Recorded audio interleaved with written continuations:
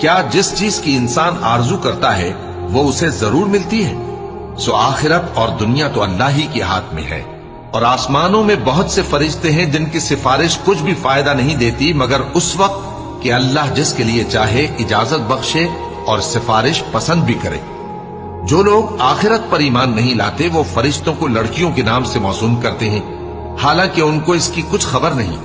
وہ صرف خیال و گمان پر چلتے ہیں، جبکہ خیال و گمان حق کے مقابلے میں کچھ کام نہیں آتا۔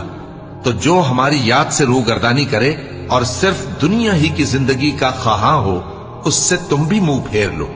ان کے علم کی یہی انتہا ہے۔ تمہارا پروردگار اس کو بھی خوب جانتا ہے جو اس کے رستے سے بھٹک گیا، اور اس سے بھی خوب واقف ہے جو رستے پر چلا۔